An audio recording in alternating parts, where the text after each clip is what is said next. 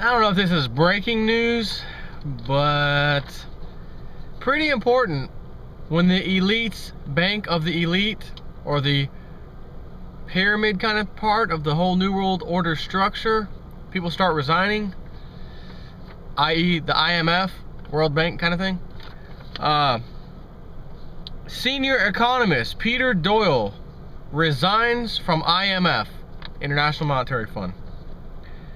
Peter Doyle has penned the following scathing letter which tears down every myth about the IMF, from its impartiality to the selection process of its head, or CEO, or whatever you'd want to call them, which is now Christine Lagarde, to its effectiveness.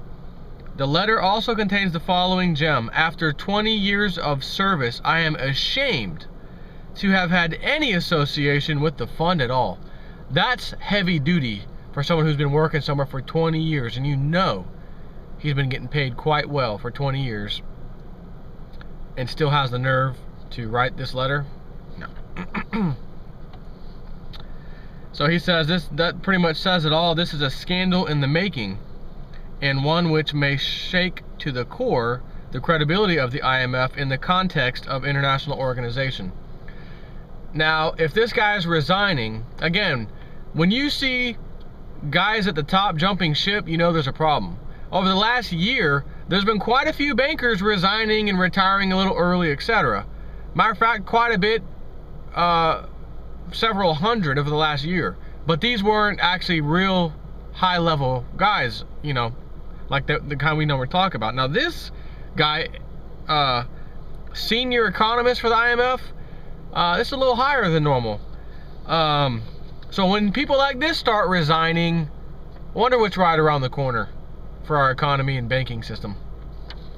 So here's his letter. After 20 years of service, I am ashamed to have had any association with the fund, IMF fund, at all.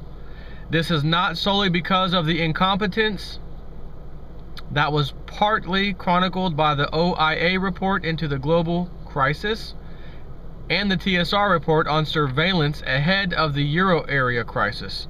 More so, it is because the substantive difficulties in these crises, as with others, were identified well in advance, but were suppressed here at the IMF. Suppressing it, why? Because we need this collapse to happen. We need this crap to happen so we can say we didn't know, we didn't see it coming, but now that it's here, we think we know how to fix it. They cause the problem, then they offer the solution. But while they're causing the problem, there's actually solutions right then and there. But they're gonna suppress the solutions, let things get worse, now it's imploded, now the banking system's collapsing, etc. And then boom, how about we go to a one world order? That sounds good. That's their plan.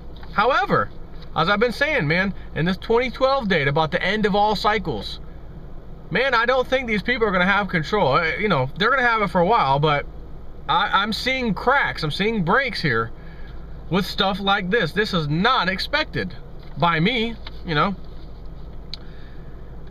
So, given long gestation periods and protracted international decision-making processes to head off both these global challenges, timely, sustained warnings were of the essence. So the failure of the fund to issue them is a failing of the first order.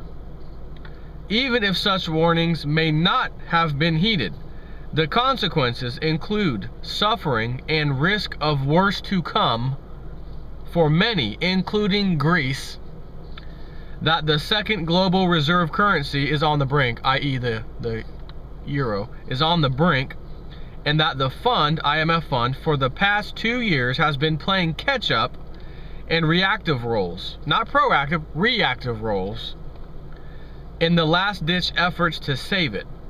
Further, the proximate factors which produced these failings of IMF surveillance, if you will, analytical risk aversion, bilateral priority, and European bias are, if anything, becoming more deeply entrenched, notwithstanding initiatives which purport to address them. This fact is most clear in regard to appointments for managing director, which is Christine Lagarde, which over the past decade have all too evidently been disastrous.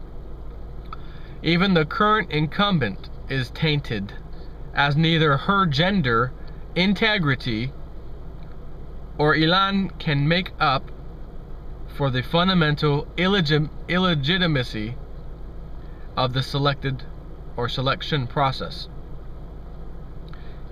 And as I said in the video, when Dominique Strauss-Kahn, the former head, was being replaced, rape charges, judge refused bail. I said he's refusing bail because they need him to do something. He's done something that the IMF, the elite, didn't like. So as soon as he said, I'm resigning from my head IMF position, immediately bail is granted. You can get on the plane now and fly back to your country. Isn't that amazing? And then Christine Lagarde came out. They were interviewing here, they're talking to a few people, and I heard her, she was the only one that commented and said, those people of Greece, that government should be privatizing everything. Sell off all those assets to help pay for this bailout. In other words, sell all of your prized possessions in Greece, water company, electric company, etc., public entities, sell all that to the bankers to come up with enough funds to pay back these loans, which they couldn't pay back anyways, even if they did sell that. When she said that, I knew right then and there she'll be the next one, and I even said it in a video prior to her becoming the head of the IMF. So as he's saying, the whole process of selecting the top IMF is flawed anyways. In a hierarchical place, the implications of those choices filter directly to others in senior management, and via the appointments, fixed term contracts, and succession planning of senior staff, they go on to infuse the organization as a whole, overwhelming everything else. A handicapped fund, subject to those proximate roots of surveillance failure, is what the executive board prefers. Would that I had understood that 20 years ago, this would be the choice. There are good, salty people here, but this one, he means, is moving on. You might want to take care not to lose the others. So we're going to hear more resignations from the IMF? Don't know. But man, our time's getting interesting. As I said the other day, and doesn't it seem like things are picking up? More and more happenings, more and more things going on, things you'd wait months to hear a little thing about it here and there. Now it's just boom, boom, boom, one after another. Get the popcorn ready, because there's about to be a party or a show to watch